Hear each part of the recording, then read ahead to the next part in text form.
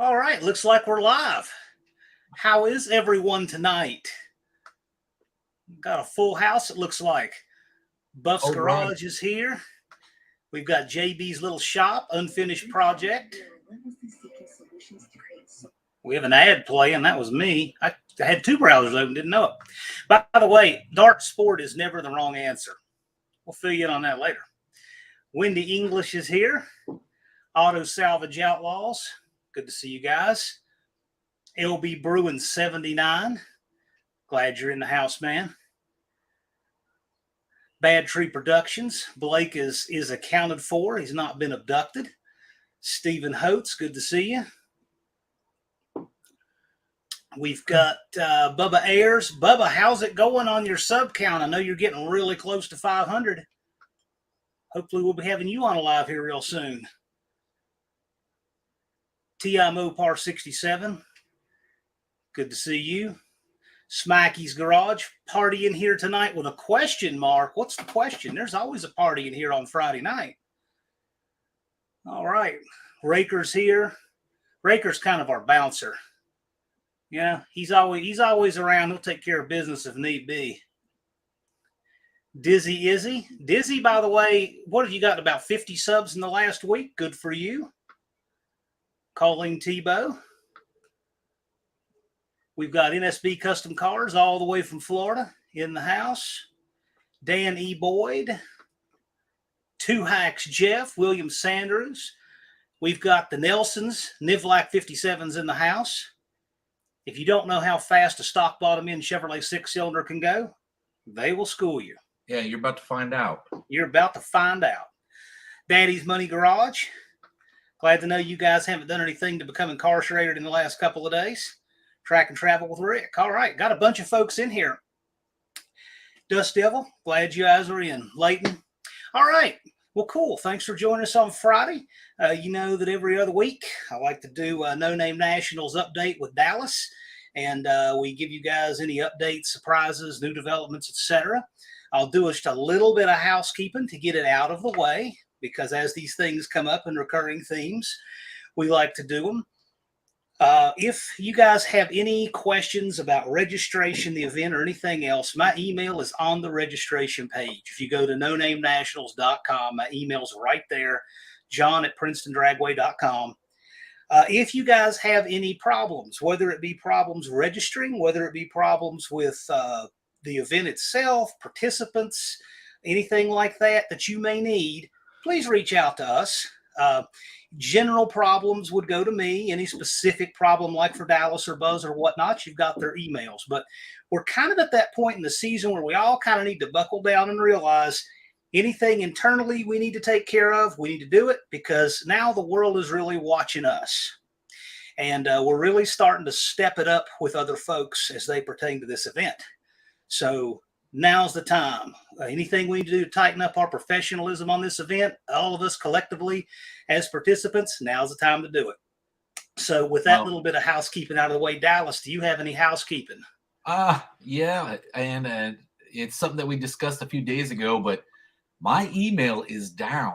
My entire AHRA website is functional, but got hacked, and it hacked into my email, and they had to take it down, and I don't know if I'm even going to get it back, to be honest with you. So for now, if you want to send me some information, just get a hold of John. John can forward it to me. So, not a problem. But I'll have something up here in the next couple of days. I'm actually looking at trying to move the whole entire thing somewhere else because unfortunately I seem to get hacked about once a year, and for some reason I don't know what's going on. I'm assuming I must have a provider that has a lot of small businesses on there, and they get hacked quite often. It seems to be the thing. Danny Boyd's asking you if NHRA hacked it. I doubt it, because they don't go out of their way to even pay the sportsmen. So I doubt they would hack my website. All right. Well, if you guys do need anything, don't hesitate to reach out to us. We want to help you and make this event the best it can possibly be for everyone. So with that, I was out of town yesterday and this morning. I was, have 4 lawns to mow, and 3 of them are out of town. So I reached out to my friend Blake, Bad Tree Productions, and said, "Hey, can you help me get a thumbnail together?" Because Blake is super creative. So if my thumbnail looks really exciting and different than my normal thumbnails, that is why. But it's cool. It's very Blake. It looks like a Bad Tree thumbnail for a reason. But we wanted to introduce you guys to one of our announced team for the No Name Nationals, Dallas. Yeah, well, this is our professional announcer, Ron Ward. You guys might recognize him from his YouTube handle, Mostly Old Parts. But we, like everything else we have in the community, or I mean that we've done for No Name Nationals, we wanted to keep it within the community. And Ron actually was like the first guy to hit me up when we announced this thing was going to happen. Ron hit me up saying, "Hey, I want to announce this thing. It sounds like it's going to be a lot of fun." And I mean, I had no reason to say no. I mean, it's I don't know how to announce it, so Ron's way ahead of me. So we'll welcome Ron. Well, hi everybody.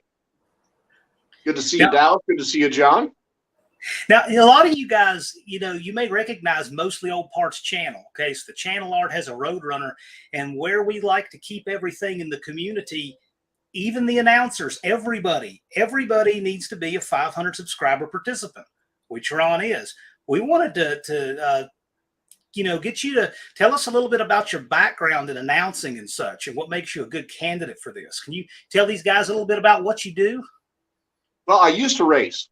Okay, I used to race a lot, but I was usually a first-round duck because I would red light. My friends used to call me Red Light Ronnie.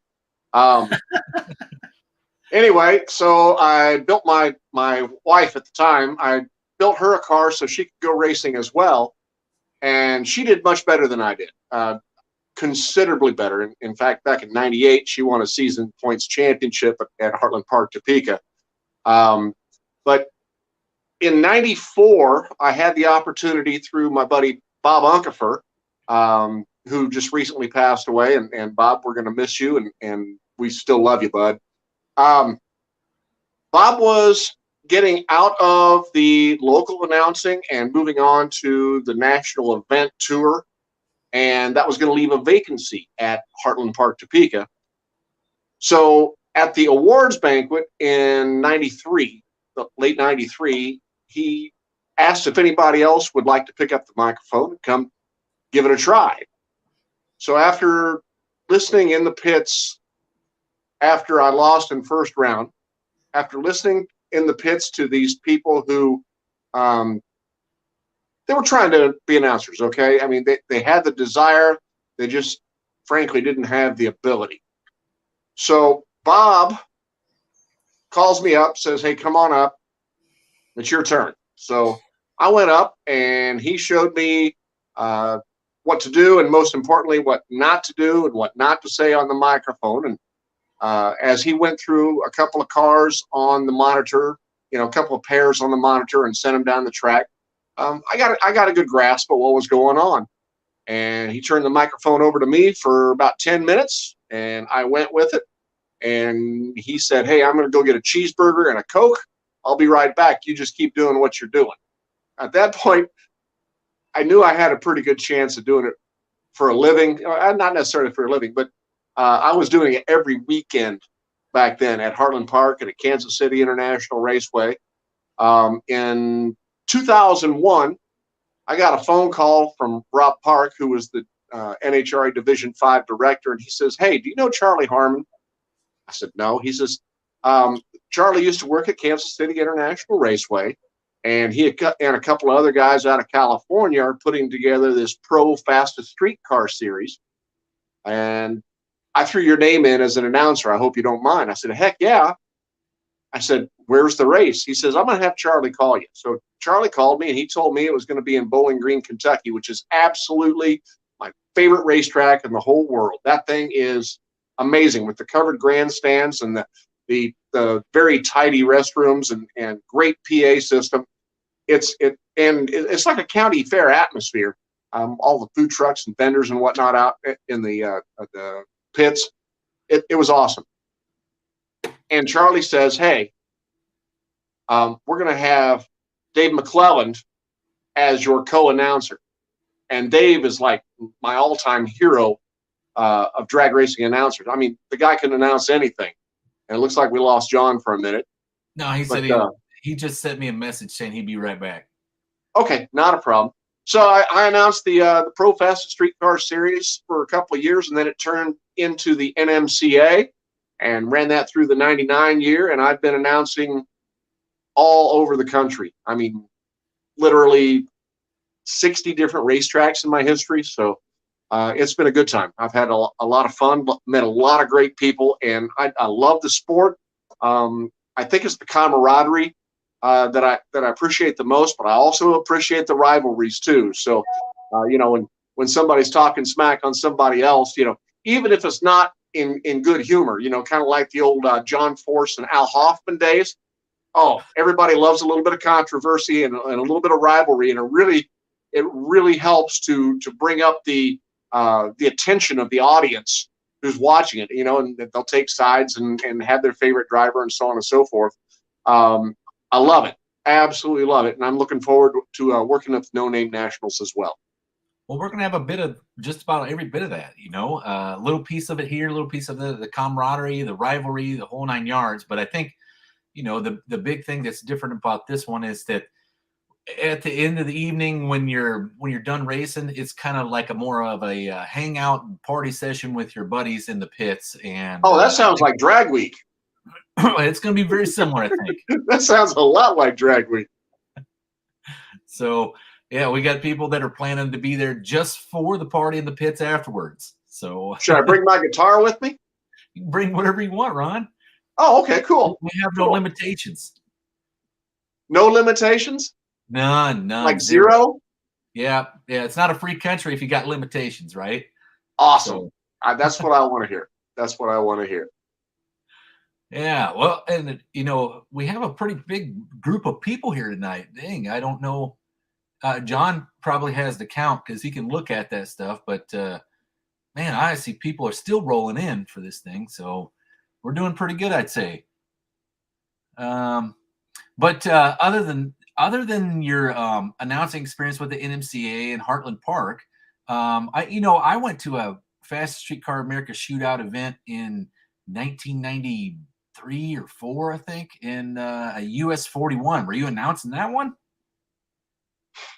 Not a US 41. I've done US 31 and Milan up in Michigan, but I haven't announced US 41. Oh, all right. Yeah. That's in Morocco, Indiana. They're called The Rock. That's what us locals used to call it. But, it's a pretty nice place at the time. I don't even know what it looks like today. I haven't been back there in probably 15 years. So, yeah. Colleen Tebow saying she was hoping for Chad Reynolds. What's wrong with Ron Ward? No, Chad was actually supposed to be in on this thing, but what happened is they announced the Holly event. What is the LS Fest? I think the same weekend as or the Ford deal. I think it's the Ford deal. But all of those events put on by Holly, Chad he's contractually obligated to be at those events to announce. So no big deal. I mean, we were hoping to have Chad there with Ron as well as our other announcers I don't know if John's even planning on announcing, but Tony DeFeo, Uncle Tony's going to actually announce some at this event. And then we actually have a few other people that are going to be guest announcers.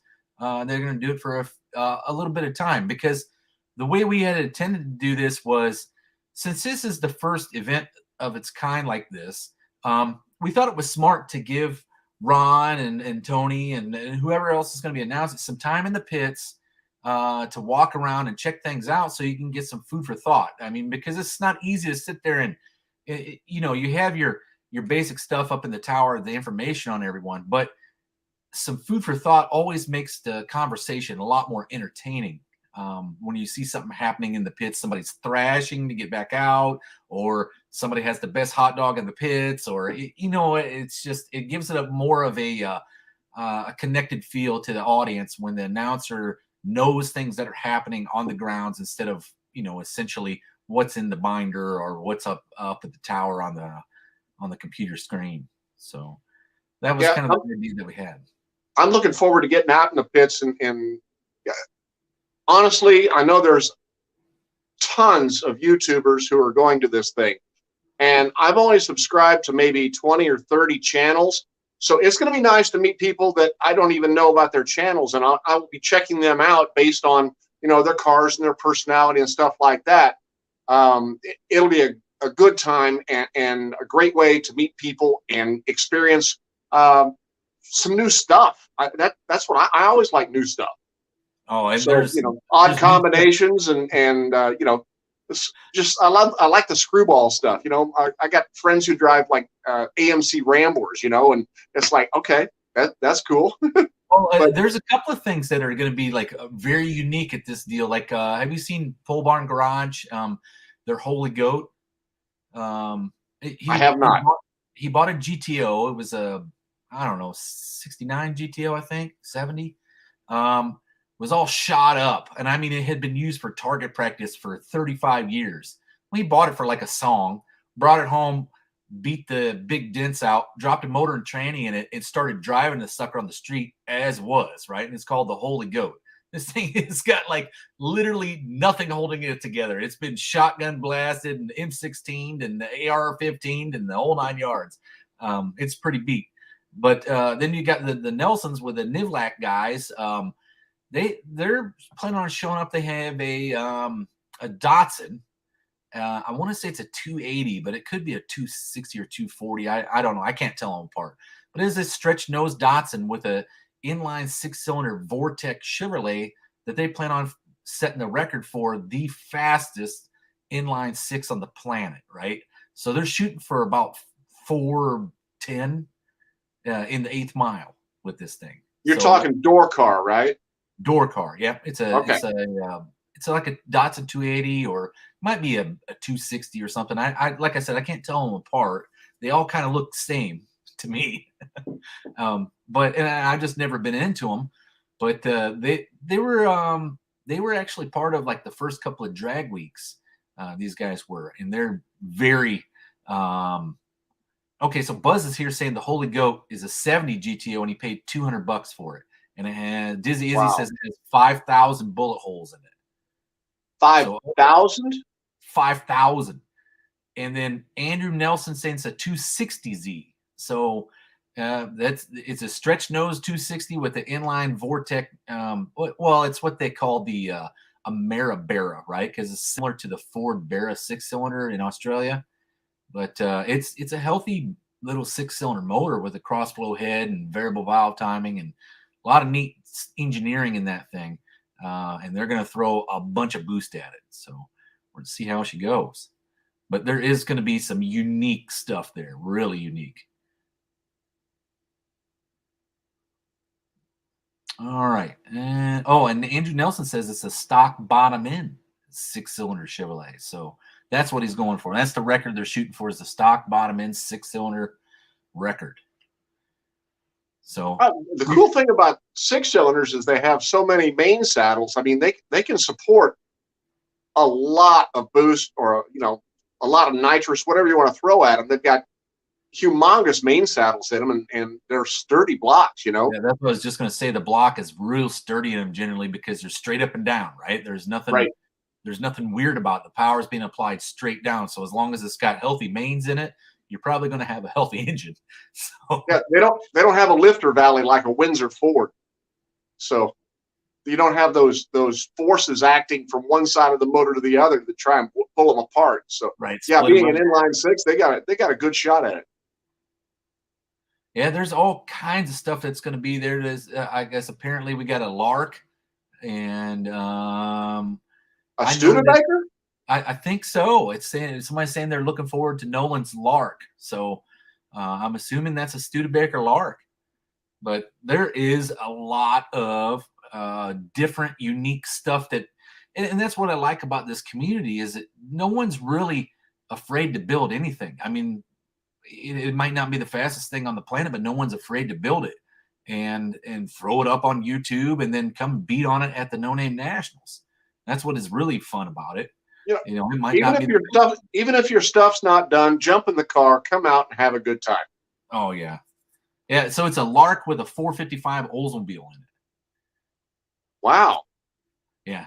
interesting, neat combinations. That's what this thing has gotten so, I don't know. It's got so much traction from I don't know. I mean, 10 years ago, you used to call it like the wallflower group, but it'd be like I don't know. It's just the oddities, the odd things. And that's the stuff I've always been drawn to as well. You know, that's why I do Buicks it's just it's the odd thing. I like them because nobody makes any parts for them. So you generally have to make all your own parts. Yeah. That's what I thought was really neat. Buick had a great combination there, other than their oiling system. That was really their weak link. But man, the thing was as light as a small block Chevy and made tons of torque, had good heads on it. I mean, it was really a well-designed engine other than that doggone oiling system. Right. And that's just, they got stuck using that. Well, that was the first big block that was the lightweight casting, right? And it's just too flexible. The bottom end moves around and it just eats the main bearings right out of it. And once it eats the main bearings, you got no oil pressure. So that's bad. And that's, that's I guess an inherent flaw of that block. But that's why I like the small block Buick stuff, because it's kind of the same motor, but it has a deep skirted block like an FE. So they don't have those oiling problems because the mains don't move around on them. On the small blocks, do they have a thicker? Are the walls and the bore thicker than the big blocks? Do you have a little more support there for the pistons? Not really. It's about the same. It's just the all bottom end. It's so much stronger. As a matter of fact, the factory block for the small blocks, you never really blow them up because the bottom end is meant to handle 800 horsepower, but they can never have any parts that make that kind of power. So you never see anybody tear them up. Well, I'm hoping at the No Name Nationals we see a little bit of everything. I'd like to see some Cadillac 500s and 472s. Like to see some, some big Lincolns. Well, there's Y block Fords. Heck, I know we're going to see a whole bunch of LSs and stuff like that. But I love having a variety of stuff to talk about. You're going to see it. I mean, the guys from Two Hacks are bringing like a 68 or 9 Thunderbird with a 521 big block Ford in it. And nice. It's going to be just a lot of the stuff is just different and interesting because it's different. It's something that you don't see at the track every day. Yeah, when I announced for the NMRA, the National Mustang Racers Association, everything was related to Fox bodies, and it became a challenge. I mean, a big challenge when you had 300 cars in the event, and they were all Fox body Mustangs. To describe the cars differently, but when everything's a little different,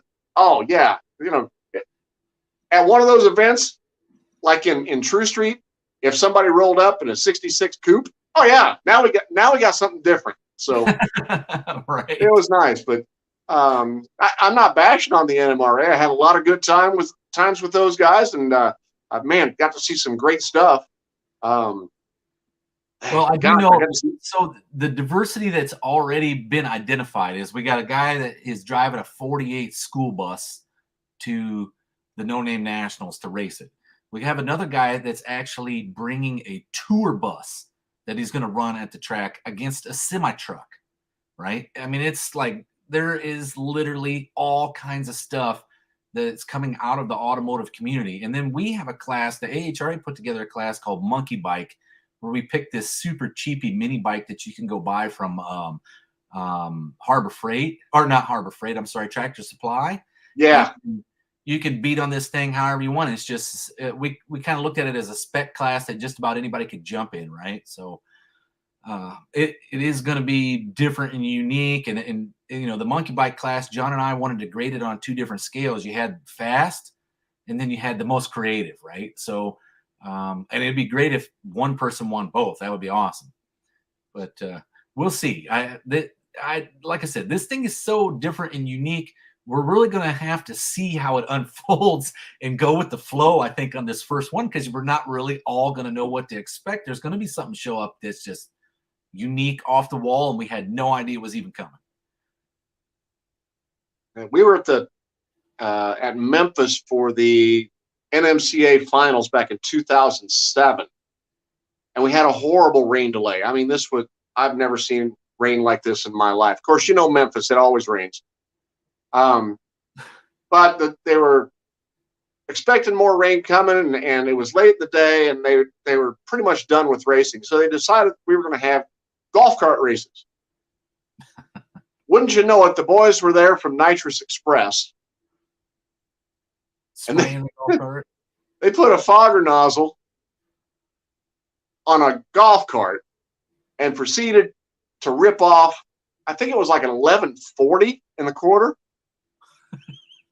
It was just crazy. How many passes did it make, though? I mean, it couldn't have been too many before that thing gave up the ghost. They ran it all night long. Really? I was gone back to the motel and getting something to eat, but yeah, it would lift the front wheels, and I mean, it just shot out the back door. It was crazy. A freight train at the top end of the golf cart. Oh, yeah. It was. Can you imagine how sketchy that'd be with the steering? Well, have you seen the one with the Hayabusa motor on it? It's all over YouTube. Oh. And I mean, it's got to run, holy cow, probably like 5s or 4s an eighth mile. A Hayabusa golf those cart. Hayabusa motors are just incredible. And seeing them in smart cars and stuff like that, it's pretty amazing. Jet skis, the Hayabusa powered jet skis. I'm sorry. I don't have a big enough sack to ride one of those. I just don't. Yeah, that takes a set of marbles like you wouldn't believe. Well, I can't swim, so. Well, have you seen, you remember the old, I guess it was probably a Ford Austin or an Anglia. It used to be called the No Big Thing or. Yeah. Yeah. Big block Chevy in it with the axle sticking way out. That's what all this stuff kind of reminds me of. I mean, that thing was such a short wheelbase that it was literally all over the place when it ran. I'm looking forward to this. It's going to be a lot of fun. Hey, anything special we're going to be doing? Or I know we got call-outs. Who do we have already lined up on call-outs? Okay, well, I think the first call-out actually was Tony, Uncle Tony, with Casper, that's correct. And then, so both of them, which is Andy Wood, Andy was working on building this, what he called the mixed up Boss, which is a Boss 429 Hemi headed small block Ford Windsor, right? And he just got it off the dyno. It just dynoed a little over 700 horse. And wow. Him and David Vizard, yes, that David Vizard has been working on this thing religiously for about a year now. And I haven't heard anything from Andy about the truck, so I'm assuming he's probably working on it in secretive location, installing parts that nobody even knows exist. He did hit me up for a Turbo 400 because he's afraid his C4 is going to puke its guts out. Because the 700 horse, but it was also almost 700 foot-pounds of torque. And then it's in a Ford F100, so it's not the lightest platform to be in. And then I'm surprised he didn't go with a C6. They put those things in cement mixers. I mean, you can't kill them. I don't know. They do run hot, and they don't like to be abused like drag racing abuse. They're great on the street. They last for a long time on the street, but you don't see a lot of drag racers using the C6 anymore. Most of them are Turbo 400s that are putting on the Ford bell housing on them.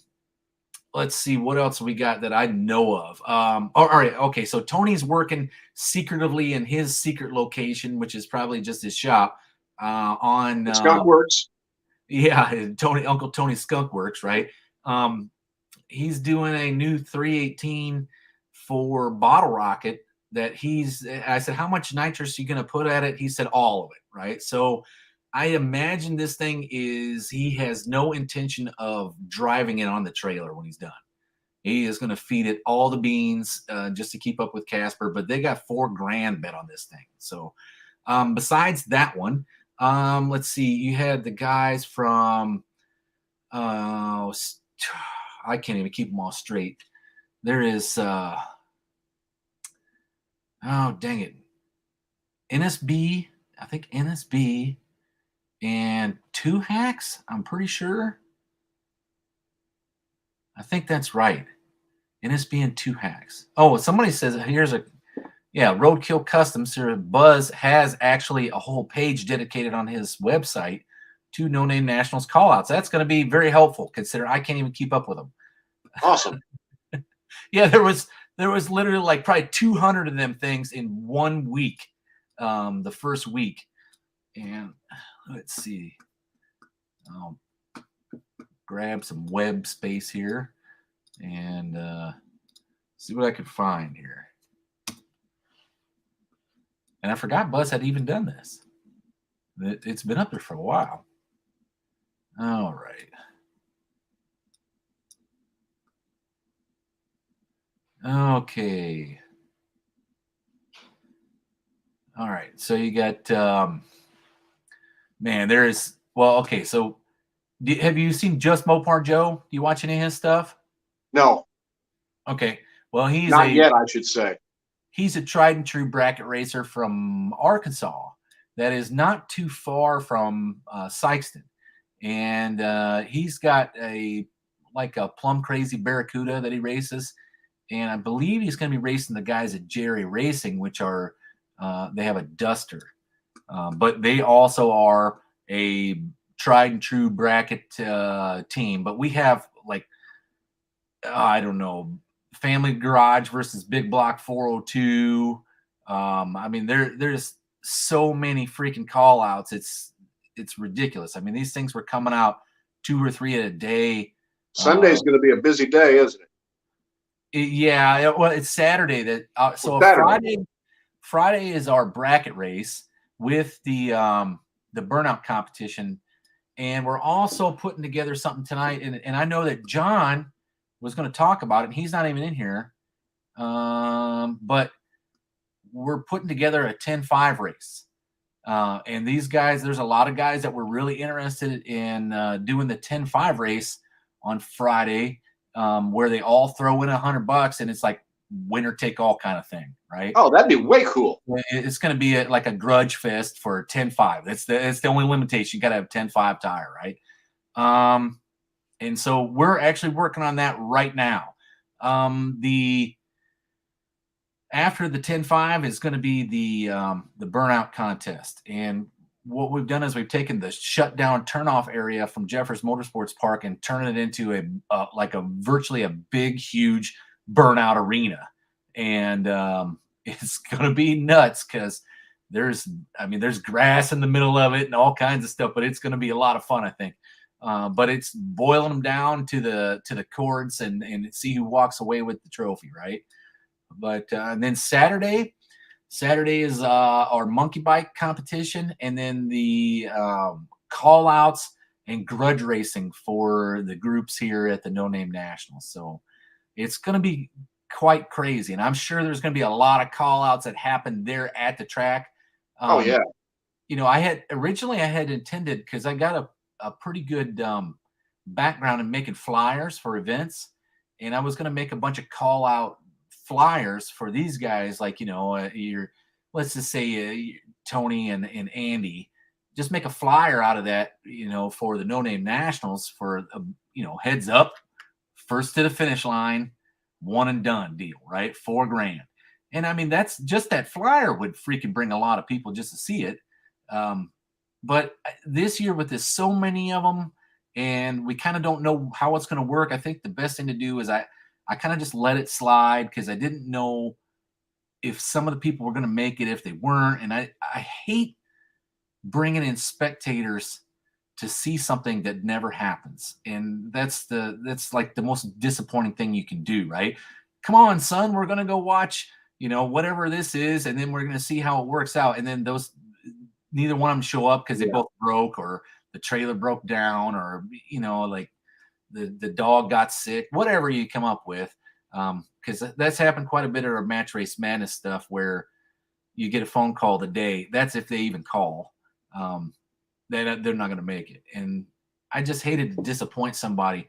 So this year, we're going to see how it all works out. If 90% of them show up, then next year I'll definitely do some flyers for them, and try to keep the whole thing, you know, it'd be well promoted for each individual call out, because that's, I think, is what's going to bring a lot of people for this No Name Nationals. When you're talking about live streaming on YouTube, right? They're definitely going to want to see some of these. Hey, I have a request of everybody who's coming to the event. When you fill out your tech cards, do me a favor and make sure you put your name for your YouTube channel on the tech card, so that as I'm announcing, John Smith is probably not going to be a YouTuber, but if he's got a channel, I'll be happy to call it out and let everybody know who it is. Also, any pertinent information to whatever combination you have, put it on there. Need to know where you're from, anything like that. And if maybe you're celebrating an anniversary or birthday or something special going on, throw that on there too. I'll be happy to give a shout out as well. I'll get down to the pits and talk to several people. I know I won't have a chance to talk to everybody because, literally thousands of people are going to be there. But I'll be happy to relay, what I've learned in the pits out on the microphone. But for those people I don't meet, what you put on the tech card is very important, so that everybody can know who you are, what you're doing. It really helps out in the long run to give a great program. John, I let the cat on the bag. I'm back. I'm back. You know what? Welcome back, John. Struck my computer, but since you guys are still on, then I guess that couldn't be the case. No, I had a crash. I don't know what to say. I'm on my phone. Sorry about that. But I've been watching and commenting. And anyway, yeah, so Dallas mentioned we're going to do a 10.5-inch tire race. Okay, it's going to be a spec tire, 28 10.5 tire. Anything goes. So no W's, right? It'll be $100. $100 to enter. $100 to enter. And 16 cars. We got to have 16 cars to make it fly. $100 to enter. It'll be a $2,000 payout. So $1,500 to win, $500 for second. So we are working on the details of that. We're going to tell you more about them later. We've got one of our own who is helping put that together. So that's the new class for Friday. One thing that's nothing to do with the No Name Nationals, like the $75 you paid to be at this thing. If you want to do this is a race, this is completely separate, right? And it's probably going to be through who's the guy? Streetcar Chronicles. Yeah, Ryan Williams, Streetcar Chronicles. Ryan is he's helping us put this together. So if you guys, obviously, if you're a spectator, this is just going to be something more for you to watch. If you're a participant and you don't want to race in this, I expect you guys will want to get to the fence too. This is going to be exciting. But if you want to throw in $100 bill and you want to run in it, you're going to have a chance to win. This will be a total $2,000 payout, $1,500 to win, $500 for runner up. And the only real rule is a 10.5 28 tire. So if your tire is smaller than that, you're pretty much in, right? So I mean, like if you're going to ask about, hey, does my 26 8.5 work? Yeah, you're probably going to be allowed to run. Well, we're going to get you some rules and everything. I'm getting with Ryan. They have a formula. He and a group run this type of race regularly. So we're like, you know what? We don't need to reinvent the wheel, but we're going to show you that class too. So that'll be exciting. And then we're going to have a regular bracket that everybody can run in, and your entry fee does cover that if you want to try your hand at bracket racing. But we figured this was probably just something else that would be interesting to throw out there, because we know that there's quite a few people that would most likely fit into this and want to jump in. Right. Right. It'll be something that if you want to try it, you can try it. Who knows what it will take to win that? Oh yeah, another big thing too. It's going to be an instant green tree. Instant green tree. No yellows. It'll be as close to a flashlight start as you can get. Is that for all classes, John, or just for the 10.5? That'll be just for this one. It'll be for the 10.5 class. Yep. And it looks like right now Andrew Nelson's saying since it's a prep tracks, he needs the rules ASAP. Yeah, I'll do that. This is an evolving thing. So Ryan runs with a group of these guys. We probably can think of about half that would be in it right now. We need 16 to make it fly. But well, at least for those payouts, we'll still run it without 16. But the instant green tree, that's going to be a real equalizer. So the odds are the fastest car may not win. Yeah, that's a big green thing. takes a driver. And Barrows says it's ever evolving for the better. That is true. This is constantly evolving. With instant green, I see the Pro Charger and the nitrous cars having a distinct advantage over the turbo cars. Perhaps. Well, they still got to roll in the beams, though. So I'm assuming some of these guys that if they're running a turbo, they should definitely be up on that, spooling it up before they roll in. Hey, it's like a flashlight start. If you guys like what they do on Street Outlaws, that's about what this tree's going to be. It's going to be pretty much a flashlight start. All right, so some things I'm curious about. Trans brake ? I don't know what that means. If you want to run a trans brake, why not? Yeah, that 10.5 class, I think is what he's asking for. Yeah, anything goes as long as you got a 10.5. I hope Bigfoots and Mopars, if you want in that, I hope you've got a steel pinion carrier, a steel front pinion carrier in that 727, because the trans brake will find why an aluminum one, the weak spot right there. I have a question for Ron Ward. So you've got lots of years experience, announcing. What are some of the things you've been there for that have thrown you a real curveball in all these years? Like something you saw you totally didn't expect, whether it had anything to do with the racing or not. The bad attitude bikini extreme girls paid me a visit in the tower in Cordova, Illinois. And it was a my buddy Jason Caldwell was the organizer for the team, and he was playing a little bit of a prank on me. So he had the girls come up, and I don't know, 2 or 3 of them sat on my lap while I'm trying to announce in Super Street, and I've got 2 7-second cars on the starting line, and 3 beautiful women in my lap, and I'm like, yeah, that one threw me for a loop. Outside of that, no, I've seen plenty of bizarre stuff, but I've always been able to just kind of go with the flow. But that one set me on my ear. Oh, wait a minute. I was in Atlanta,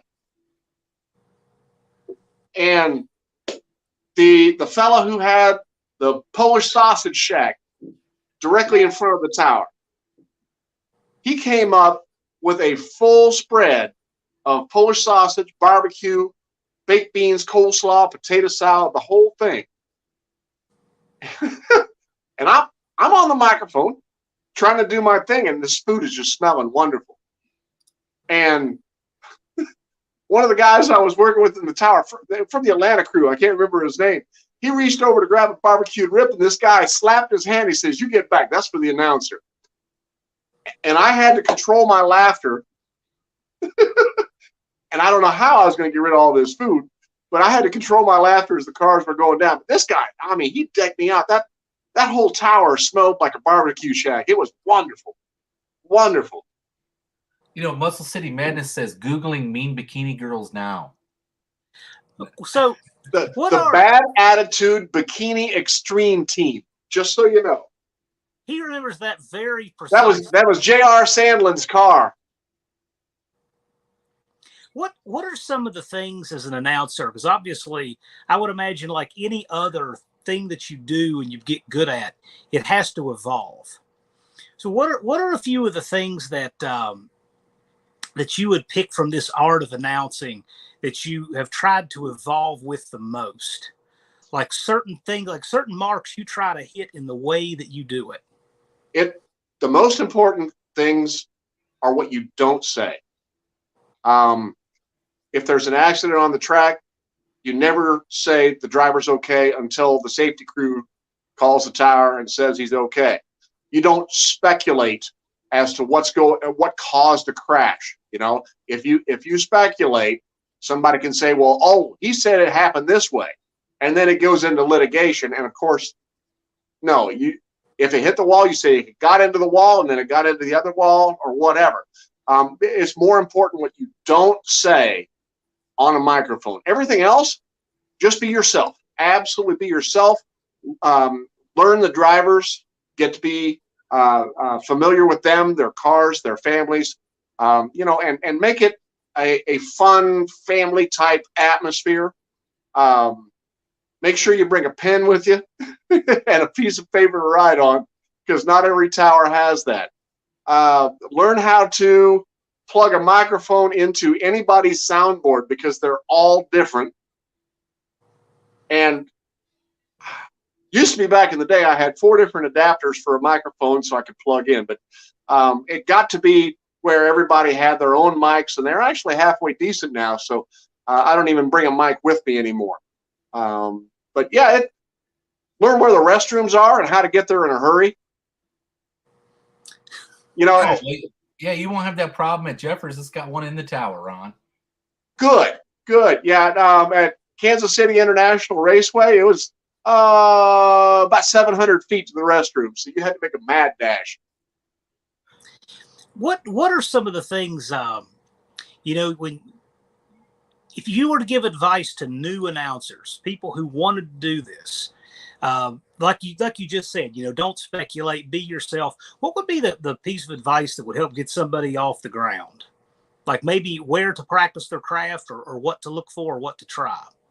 Don't try and pack every bit of information about the driver into the 15 seconds you have between the burnout and the launch. Slow down. He's going to be back later. You can mention something else about him the next time. Slow down, enunciate, let everybody hear you. Don't scream unless it's absolutely necessary. It's just, seriously, don't, man, how do I put this? Go with the flow, nice and slow, and keep your voice down. You don't want to scream. You don't want to over-modulate, because at that point, nobody wants to listen to you. You're breaking up so badly. I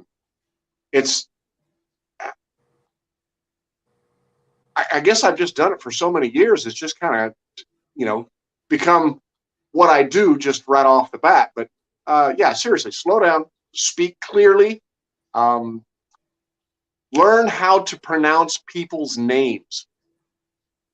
Oh, I'm terrible at that.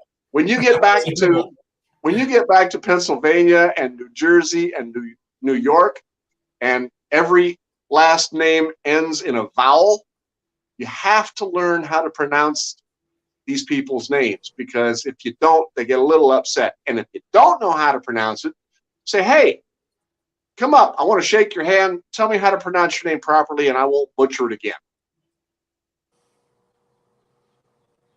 That's really important. I try to do that the best I can with even the folks in our comments.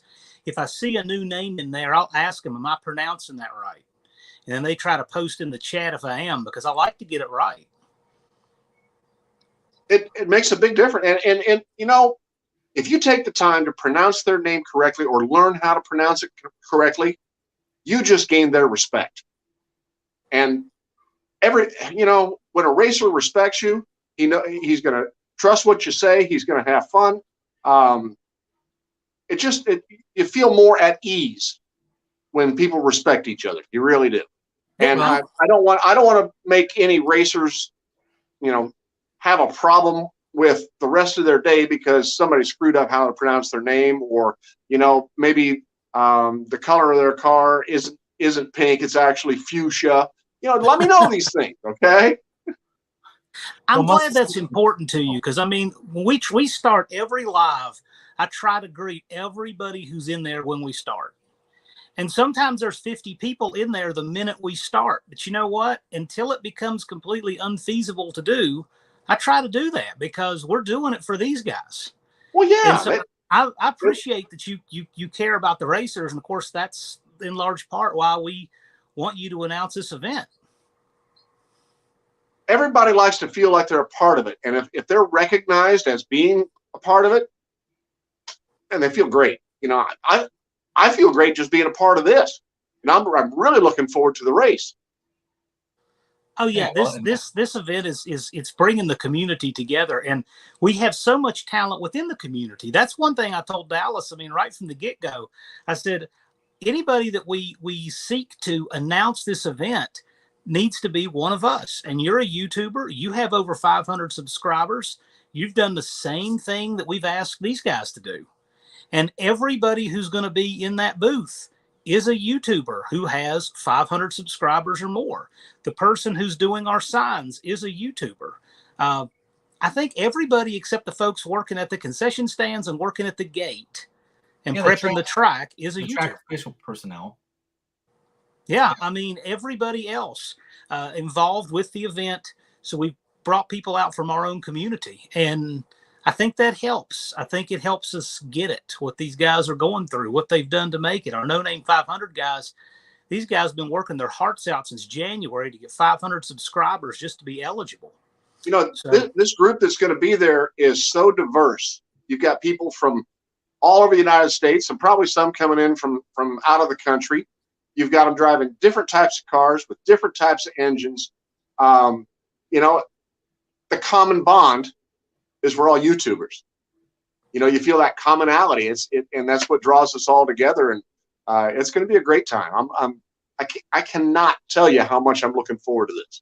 I have people email me all the time with questions like, and these are not atypical. This is a sample of what I get at least once a week. Guy emails me and he says, "Can I run my semi down the track there?" And he sent me a link to his channel. He had his subscribers, and I said, "Sure." I mean, and that's not an atypical question. I mean, if the dates work out, we have a guy that has a tour bus. It's what he does. He wants to run the tour bus down the track. So if there's not a lease on it that day, he wants to run his 45-foot tour bus down the track. See what it'll run. Bring it on. He's never run a tour bus down the track. Bring it on. Bring two of them. You can race them together. He's going to be launching from behind the water, but he figures with the weight of it, it'll be all right. I think a tour bus racing a food truck would be awesome. And on the return road, everybody gets out and eats. If it's going to happen at any event you've ever been to, it'll happen at this one. We're going to have lots of fun, and there's going to be lots of dead serious stuff too. I mean, you know, we're going to have some cars that run in the fours, and we're going to have some cars that it's going to be a challenge to see if they can get down there before the 22-second auto timer cuts off for them to get a time in the 8th mile. So we're going to have both extremes, but we're going to have a lot of great stuff there. So my only experience in Sikeston, Missouri, I've never been to the drag strip, okay? But it is known for Lambert's. Yes. Home of the Throwed Rolls, that restaurant. Yep. Yeah. I got to go. I've been to the one in Springfield. I have not been to the one in Sikeston. We're going Thursday night. Yeah, Thursday night, we're planning a big hoo-yah deal there. And we tried to go in there and make a reservation. They're like, no, it's only by walk-in appointment only. And I said, even if we bring 200 people, they're like, you got to bring 200 people. Okay, fine. All right. Party of 200 it is. We're walking right in, 200 people all at one time. See how they swallow that. We're going to take over Lambert's Thursday night. We're going to go. Oh, man, I'm looking forward to it. Yeah. So Thursday is going to be our setup day. And that's the time for the long haulers to roll in. We have people coming from, the longest one I've mapped is 2,286 miles. And that may not be the longest hauler of the event. We have people coming from Western Canada. We have people coming from Seattle area, Oregon. Every corner of this country is represented. And we have, I think, at least 3 provinces in Canada right now, maybe 4. We got somebody flying in from Australia. We have spectators coming from Australia. To my knowledge, we don't have anybody registered from Mexico yet. We got pretty close. We've got Southern Texas, but we need Mexico so we can say we've got 4 countries coming. So it's people coming from everywhere. And so Thursday's the day when people are going to get here coming from forever. And once we get everything set up for the day, Thursday's going to be a big, long work day. But at the end of that day, we're going to do dinner at Lambert's, and everybody's welcome. Hey, how are the amenities at the track? Just so that everybody knows. I mean, have they got showers there? They do. Do they have hookups for RVs and campers? They do. There's 3 hookups for RVs and campers. There isn't many, right? But there's 3. There is 2 shower houses. There is a bar. There is air conditioning. Wait. What? A bar. The 660 Saloon is on the property. Yeah, and Larry Jeffers is going to bring his robotic bull out so that everybody could take a ride on that sucker. I can only imagine the lawsuits coming out of that. right? But add a bunch of alcohol into a bunch of YouTubers and see who takes a turn on that thing and gets hurt the worst. I guess I don't know. These are YouTube content creators, so whatever happens, I'm sure we'll make video. Yeah, then they actually have a restroom house that is air conditioned. So women and men restrooms have an air conditioner in there, right? So I mean, it's like, yeah, it's literally like the nicest small track you're ever going to find with the amenities that it has. Yeah. They just added a whole new side to their concession stand. So there's like they doubled the amount of food that they could make. Not meaning like 2 hamburgers to the one, but I mean like, you know, pulled pork and pulled pork sandwiches and pork chops, and that's all on the menu. I mean, you literally could. I don't see, if I was Larry Jeffers and I was running this thing, I would not let that concession stand close until everybody was done eating over at the bar, because I would let them order food out of the bar and then just bring it over from the concession stand, right? That's how I would do it. And I'd have like, oh, I'm sorry, our lunch menu is gone. No more hot dogs and hamburgers. Now it's pork steaks and freaking, New York strips. So when we've been asked recently, why this track? And the answer is easy. We started first with which AHRA track best fits the bill for this. Well, Jeffers is the most centrally located in the country. It has great amenities and facilities to host an event like this, with the RV spaces, with the shower houses. It has what we need to do this event. It's all really nice and flat and level so that all of your pits are usable. And some people take that for granted because they live in a part of the country that is flat and level. But where I am, flat ground is hard to come by. So when I saw that thing is 22 acres and it's all just completely flat, I said, that's a big deal. That gives you a lot of parking, gives you a lot of pit area. So we started with that. And then we wanted to make sure we were making the right decision. Dallas and I did some recon and looked at other tracks and unsanctioned tracks and said, you know what? If there's an unsanctioned track, we want to try to give you guys the best we possibly can. Well, but we couldn't find anything that worked better than Jeffers. So that's why we made that decision. And I hit up 4 unsanctioned tracks, and I literally had 2 of them tell me pack sand, right? Pack sand, that's a horrible idea. And it's like, okay, I bet they're after this event goes off, they're really going to be calling next. Oh, they want to do over now. Yeah, you guys still trying to farm out that no-name nationals? Yeah, we've watched a lot of people come around on this event in the last few months. There were people that just did not have any faith in February who've changed their tune now. So we keep trying to improve, and we know with the show these guys are going to put on, we need to have a really great announce crew. And that's another thing we want to do differently. And we're going to talk more about the announcers in a separate live here in a few weeks. But we want to try to balance it out with some of the talent that we have from within YouTube. And we'll talk about that soon enough. You guys know that Tony DeFeo, he's going to be one of our guest announcers. But we're going to have a lot of talent in that booth. All right. So Ron Ward, when you do, like what other kinds of events would you say you've done the most of? I mean, what would be like your... Probably the most common event that I do is just regular bracket racing. Okay. All right. With Sportsman Pro, Super Pro motorcycles, junior dragsters. That has probably been the most popular or I should say the commonplace event that I've done. After that, it would have been the NMCA stuff. Class racing within the NMCA. I was also the True Street class coordinator for NMCA for 4 years, and what years would this be? What year? That would have been from 2005 through 2009. I was the True Street coordinator. Wow. And got to meet tons of great people there. Of course, not only did I announce just that class, but I had to tech every one of the cars in and park them. And at some of the big events, like at Route 66, where you had 140 cars show up, it was a bit tedious.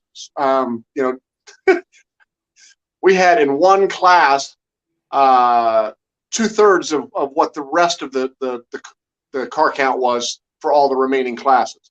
It was huge. True Street was a monster at a couple of those events, but yeah, handled it well and made a lot of good friends and a lot of good history and stories and golly, some of the motels they put us in. Have you guys ever been to Hebron, Ohio? I have not. No. At National Trail? No. That I've one been to National and Trail. and That's in still on my Joliet, bucket list. those two locations, Joliet and Hebron, absolutely the worst experience ever in a motel. So I understand Tony does not like to stay in a motel. He will not stay in a motel. He'll sleep in the back of his box truck. Seriously, he won't stay in a motel because of horror stories just like I've had. Yeah. Oh yeah. The worst place I think I've ever stayed. Well, it's got to be two places. I'm going to say they're tied for different reasons. And since I don't think either one of them exists anymore, I don't guess it's a big deal. One of them was a place that used to be next door to a place where I go deep sea fishing. And there was a hole in the door about the size of a basketball in the front door where somebody had kicked the door in, I guess on a raid or something. And there was no TV. And this was, in the early 90s. Televisions were prevalent in motels, but this one didn't have a TV. And it was dungeony. I seriously think the local jail has better accommodations in this room. But I was there to fish. I didn't care. I just needed a place to crash, but I still had to worry about the mosquitoes because there was a hole in the door this big. The other place was and I'm sure it's torn down by now. It was coming down on its own when I stayed there, and it was near Rockingham. So I needed a place to crash when I went to the dragway at Rockingham. This was in the late 90s. This place was unreal. I mean, I was afraid to move the rug or move a bed because there'd be a chalk outline or something. But those two have got to be tied. So I'm not spoiled when it comes to that stuff, but I've seen some bad places. And I stayed in Salt Lake City with my family, wife, 2 kids. We were in Salt Lake City at this hotel, and they were having some kind of adult film awards thing going on in town. And there was literally like gay stripper midgets walking around wearing giant paste on dildos. And I'm like, oh my God, and it was the only place that had an availability. And I'm like, all right, so I just look down both ends of the hallway and then run your kids into the room real quick and close the door, right? That was your punishment for not booking earlier, right? Well, we had no intention of staying there. Yeah. Something had happened where our schedule got screwed up, and we were like, okay, well, I guess Salt Lake City will have to do, right? And then when we get there, it's like every room is sold out, and I'm going from hotel to hotel to hotel to hotel. Till finally, they're like, yeah, we got one room left, double beds. Oh, I'll take it, right? I don't care what the price is. And then I look in the foyer, and I'm like, what the hell is going on here, right? And then I realized, oh man, it's got to be some like an adult film awards thing, right? But that was just the cover story they told you. That's the worst part. They didn't tell me anything really. I just kind of put all the pieces together. I mean, is Salt Lake City, is prostitution legal? I don't know. I have no clue. But I'm just glad we've got camping at Jeffers, so we're going to have kind of a neighborhood of people we know. It'll be a better deal. It'll be a better deal. And plus, a lot of folks are going to be staying, at the local hotels. So you're bound to recognize a lot of the cars, people's channels, staying at the local hotels too. It'll be probably like a car show at each place. Oh, yeah. There's going to be a party in every one of those parking lots. Oh, I bet you it'll be at Lambert's. Lambert's will probably be the place to be, but yeah, they don't open for breakfast, thank God, because I think it will. Okay, so anyone that's coming there planning to go to Lambert's, there is no quick and easy in and out. Okay, this place literally has a line from the second it's open to the second that they close the doors. So I don't know. I would totally not plan for going there unless you're done and you have like for the day and you have a few hours to kill, because you might sit there waiting for an hour to be seated at this we're point. going to be hanging out, a long time there, but that's okay because a lot of this event is hanging out. We plan to do a meet and greet Friday morning because that's when a lot of people are going to be filing in. So that would be a really good time to meet people like Ron Ward would be that Friday morning because that's going to be a time before the track gets hot. That'd be a good time to be there. And we're probably going to have more people grilling in the pits and grilling food and things like that, more socializing in the pits than any racing event you go to. Hey, that's a good point. John, do you have a grill? Are you going to bring a grill with you? I don't know why I would bring a grill. I'd probably know 20 people bringing grills. I bet there's like a grill within 10 feet of each other. And the all reason you do I is ask, bring food, right? my brother's a vice president of Chrisman Sausage Company in Kansas City, and they've got bratwurst and Italian and all sorts of great stuff, Polish and all that. I could bring a cooler full of sausages if I could find somebody with a grill. Oh, well, no problem. I'm bringing my travel trailer, so I'll bring the grill. But so to let you in on what's kind of going on, what seems to be the tradition for the AHRA stuff is last year I did the Slanted Nationals and everybody brought some kind of liquor or beer from their neck of the woods where they were coming from. So we had some guys from North Dakota. We had guys from Wisconsin. They were all bringing, their beer and liquor just to share around with everybody, right? I'll trade you one for one kind of deal. Bringing a smoker. Yeah, if you're bringing a whole bunch of sausages and stuff, that would be awesome because that's all out of Kansas what goes City. better with sausage than beer? Well, I want to get banned from YouTube? No. If you want to get banned from YouTube, get banned on your channel. We're going to have, this will be it's a homecoming for YouTubers. And we're going to have so much action in the pits and on the track. That's another thing too. The pit thrash that you see on television is going to have nothing on the pit thrashing that you see in the pits at this event because we're running the bracket, the 10-5 class, and the burnout competition on Friday. So guess what that means? If you break something, you got all night to fix it, but you got to have your stuff back in order for Saturday morning. The good news is with all of these friends and everybody's we bring in parts, I have a feeling that it's going to be, you have a real good chance of having your stuff back in running order for Saturday to do your call outs and such. So it's going to be a kind of an endurance test the way we're running this, but the burnout contest under the lights on a Friday is different. The area we're doing the burnout contest is going to be really different. There's a lot of things we're doing that you probably have never seen done before. Yeah, I want to put a call out to Thunderhead 289. I hope he shows up. And I really want to see, I know he did this just kind of as an experiment on a whim, just to see if he could make an engine run on a lawnmower carburetor. Lo and behold, he got it to go. I want to see what it'll do in the 8th mile with the lawnmower carburetor. I realize it's probably going to be, it's not going to be a performance type thing, but it'd be a cool thing for him to get it out and kind of shut up the naysayers, because I think he's done a great job with it.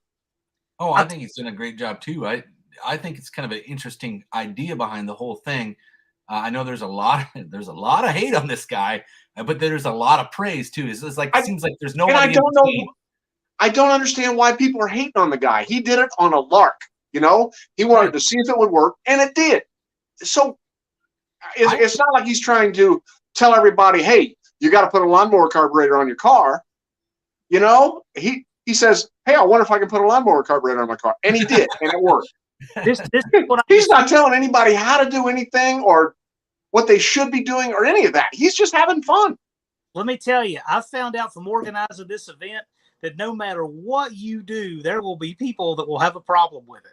Yeah, they will hate you. I could what? $100 bill to everybody participating, and there would be somebody that would have a problem with it. I mean, there's always that guy, right, that you can't please, and it's just the nature of doing anything. So anything you do on your channel, there's going to be one person who hates it. No matter what you do, nothing you can do, somebody won't. But you don't do your videos for that guy. You don't do it for that guy. You do it for the 99% who get it and appreciate it. Yeah, you can't make everybody happy all the time. Well, speaking of that, so what's the most interesting feedback you've ever gotten from where you've been announcing? Have you ever had anybody, catch you when you come out of the tower to have any interesting comments or anything about what you've said? Are you familiar with Bob Unkefer? That name is familiar. He announced for NHRA for years and years and years before he passed away just a couple of months ago. He was on the National Event Trail, and he announced all over Division 3. Excuse me. He announced a little bit of Division 3. He announced all of Division 4 for the last several years. I worked side by side with Bob for many, many years, and he helped me cut my teeth in this sport. He was my mentor. He was my friend. I was at a race in Great Bend, Kansas, just earlier this spring. And somebody called up to the tower and they said, "Who's on the microphone? It sounds just like Bob Unkefer." And it sent chills up my spine. I actually got tears in my eyes. I was like, I'm not Bob, but for somebody to pay me that kind of a compliment, that was awesome. It was just, yeah, thank you. yeah, a huge deal, and I've worked with many, many, many great announcers in my life, and I try and take a little bit of something from each one of them. I have yet to work with Brian Loans, although we've worked at the same event on different days. 2013 Drag Week, he did the first half and I did the second half. But I try and take a little bit of something I learned from each one of those people, either in their delivery or in their demeanor or the way they have facts at their disposal. They have a wealth of information in a notebook they take with them, or it's the little things you get from all of them that make a bigger picture. I'm not trying to emulate anybody, but if I can get a little bit from everybody and then just be myself using that information, man, it's helped out amazing. But yeah, when somebody called up to the tower and said, "Who's on the microphone? Is that Bob Unkefer?" And Bob had just passed away. I mean, literally like 2 weeks before. Oh, wow. It was surreal. And for somebody to think I was that good, because he was one of the pinnacles of the announcing team. It felt really good. That was awesome. Yeah. Well, would you describe yourself as the play-by-play or color commentary kind of guy? Right? I can do both, depending on who's got the other microphone. Okay. That kind of segues what I was going to ask you. Now, obviously, we don't even want you to name any names or anything, but have you ever worked with anybody that was really hard to work with, and why? Because you just kind of find it interesting. Because a true professional will have I ever? Yeah, I've worked with some people who were prima donnas. Yeah. And I'm not going to call them out by name because no need to. But yeah, I've worked with people who when the heads up cars were done, they put down the microphone and go walk out in the pits, instead of taking care of the bracket cars or the yeah. I don't do those. Just get up and walk out. Didn't say boo, shit, or goodbye. I mean, it was out the door. And then I've had to work with those people who they use the microphone to promote their own company. They're not paying the track for sponsorship, but they're using the microphone and sponsoring themselves, and that irks me too. So, I've had to work with a couple of them like that. It's like, dude, just go ahead and pay the track a little bit and then talk about yourself. There's all these other companies out there that are shelling out good bucks to get their name on the PA system. I don't understand why you should be any different, other than you have a microphone in your mouth. So, okay. So, in addition to the No Name Nationals, which we are trying to make a unique event, what would be something you've never announced that maybe you'd like to? Something really, because there's all kinds of racing and such. Swamp buggy racing. I was just thinking, that was in my mind. I want to do swamp buggy racing. I want to watch it run through the sippy hole. At Naples, right? Or the Jeeps. In Naples, Florida. Yes, sir. Yeah. Yes, sir. You remember when that was on Diamond P? That was so much fun to watch. Yep. Yes. And Steve Steve Evans and Evans. Dave McClellan were Yes. announcing that. It was He so did good. a great job doing that. The things flying on those rice and canes like that. That was so cool. I would Yeah, love that. I worked with Steve Evans at one event in Topeka. Actually, I worked with him at several events in Topeka, but one in particular, Alan Reinhardt and I were out riding around in a golf cart. And Steve is doing top-end interviews. And we figured we'd go up and see how he was doing and what was going on. Well, Steve had his own golf cart, and his camera crew, 3 guys, and all their stuff had another golf cart.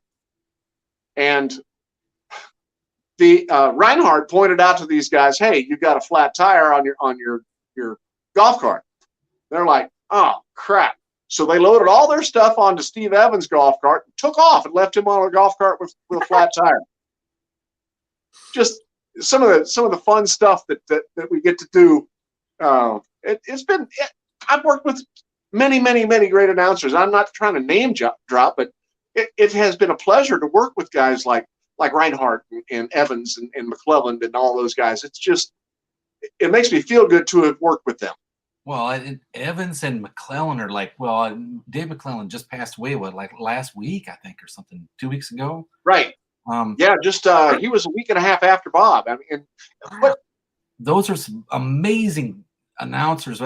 How were they to work with? I mean, those are guys that's like literally you use them as the measuring stick for everyone else in the community, right? Like you have to. Dave was nothing short of a perfect gentleman. He was amazing. When I worked with him in Bowling Green, we had a rain delay, and we got Bob Glidden in there and had an interview between me and Bob and Dave. And I bet 45 minutes through a rain delay. Bob was such a gracious guest. He sank right into the seat. We talked about drag racing and all of that. When we got done that day, Dave says, "Do you have plans this evening?" I said, "No." He says, "I'm taking you out to dinner." And he says, "I know just the spot." So we pile into his car and we take off, and he gets lost. And we couldn't find the restaurant. And we drove around for about a half an hour looking for this place. Bowling Green's not that big a town. So half an hour, No, you go from one side to the other. And he said, "I'm so embarrassed. I love this place, but I got turned around and I missed the turn." So anyway, we got there, and because he felt bad for having to tote me around in the car, and I was loving it, man. I'm hanging out with Dave McClellan tonight, right? He says, "I'm buying your dinner." I'm like, "Well, you don't have to do that." He says, "No, I'm buying your dinner." Okay, fair enough. But yeah, we had a great evening. We went to Buffalo Wild Wings. Oh, all right. Well, it's very rare that I get jealous, but you hanging out with Dave McClellan and Bob Glidden, that's really cool. That is really cool. It's been fun. I had breakfast with Warren Johnson once, quite by mistake. But we went to Shoney's here in Topeka, and there was, I was in a booth with my wife, and there we had 2 seats, and the place was packed. And lady comes up to one of the servers. She says, "Hey, would you mind sharing your table with somebody?" And I said, "Sure, no problem." So Bob comes over, sits down, and has breakfast with us. Not Bob. Excuse me. Warren Johnson came over and had breakfast with us. It was really cool. We were at Western Auto in the parking lot. They had they had an autograph signing session with Don Perdome when he was sponsored by Haviland, and Western Auto was a big supplier of Haviland oil. And he came up for an autograph session. This was the year that he blew up his car on 3 consecutive weekends. And he was running the show car, the display car, which it's still a debut horror car, but it wasn't meant to be driven. It was meant for display. So they had to wire it and get everything all ready to go for it. And he had it on display out there, and he was really champing at the bit to get back at the track. And everybody was bugging him for autographs. And I came up to him and I said, "Hey, how's Roland Leong doing?" Well, you can ask him yourself. Here he comes. And he just pulling up into the drive. And Roland gets out, and I shook his hand and said, "Hey, how are you tonight?" And so on and so forth. And he invited me and my wife out for dinner that night. So got to hang out with Roland Leong for dinner. That's cool. Cool. You know, I met Dave McClellan in 2003 in the Hot Rod Power Tour. And I had a 72 Buick Skylark, and I took it on the power tour, and I didn't have the money to stay in the hotels. So I literally went down to Walmart and bought a tent and set it up in the grassy areas in these big parking lots where, you know, you're like parking block, you know? Right. And it turned out that I kind of wrecked everything going on there because everybody would hang out at my tent with like cases of beer and just get drunk, and everybody do burnouts in front of the tent and stuff. And it was a good time. But the next morning, you know, I took a shower out of a water bottle, and I just poked a hole in the top and just like lathered up right there in the freaking parking lot. And I was putting all my stuff away in the trunk, and I hear Dave McClellan, and that voice is unmistakable. I mean, it's Absolutely. Like literally he was talking to my back, and I knew exactly who it was the second he spoke one word, right? And I turned around, and he asked me, he said, "Hey, that's a pretty nice looking Buick. I like Buicks myself," right? And I turned around and looked at him, and I said, "Who put you up to this?" Right? And he said, "No one. I really like Buicks." And you got to be kidding me. I mean, like, this is Dave McClellan coming to talk to me like I'm just some normal guy, right? And I was taken back just by him even talking to me. I probably didn't say anything intelligent to the guy, period, the whole entire conversation. But yeah, I guess he's got like 71 stage 1 Buick convertible that was his baby, right? And I mean, he literally lived and breathed in Buick stuff, and I did not know that until then. And but I was just so taken back by him even saying anything. You know, I really didn't even know how to react, to be honest with you. Yeah, you mentioned his voice being so recognizable. He is to drag racing as Morgan Freeman is to filmmaking. Oh, you know, yeah. He's got that voice. You know who it is just as soon as you hear it. Yep. And he was so good at what he did. Well, it was the same way when I met Brett Kepner for the first time. He used to race at Jeffers, and when I put the first bracket race that I had done at Jeffers, he came up and talked to me. I'm like, "Gosh, where have I heard this guy talk at before?" And then it dawned on me, like, "Oh, duh, this guy freaking used to be an announcer on TV." Right? Yeah, it's Mr. Dirt. Yeah, I didn't know that. I couldn't pick him out of a crowd. I'd never, you know, I hadn't seen the guy in 25 years probably or something. So it was just, but his voice, I just knew I'd heard him somewhere at that point. But his voice is unmistakable as well. I was on the microphone at Route 66 for the NMCA NMRA Super Bowl Street Legal Drag Racing, and huge rain delay. In fact, we had a tornado, and people had to scatter to the outhouses and all that stuff. But anyway, when it finally calmed down, we were just in the cleanup mode. Brett Kepner stuck his nose in the booth and came in and said hello. And he says, "Hey, how do you want to kill this downtime?" I said, "Well, I don't know. You got any good ideas?" He goes, "Yeah. Hang on, let me call the tech department." That, you know, Brett has been to Route 66 many, many times. He goes and grabs one of the radios from one of the track crew and says, "Hey, Jim, can you come up here?" Jim. Animal Jim Fuhrer. So we did a 2-hour rain delay interview with the Animal Jim. He even brought his NOS sunglasses, the ones that had the slits in them. Remember those? Right. Oh, it was so cool.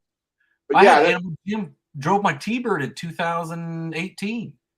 He was going to run my GT class exhibition race, and he ran my T-Bird, and that's the very first time he had ever driven an automatic race car in his life. Wow. I mean, he used to be one heck of a showman, and I'm sure he's probably still got that in him. But he takes his tech department very seriously. And he was very professional and all that, talking about tech. But when we brought up the old days, especially, you know, Brett talking about his old IHRA stuff, oh man, he has some great stories. Jim was a class act. Yeah, he's still there. I don't know if Route 66 is running this year. I think they have a couple of small events. Nope. But I talk to Jim probably once every couple of weeks. I did an interview with him on the AHRA Drag Racing History channel here on YouTube. So if you go over to that, the AHRA Drag Racing History channel, there's an interview with Animal Jim.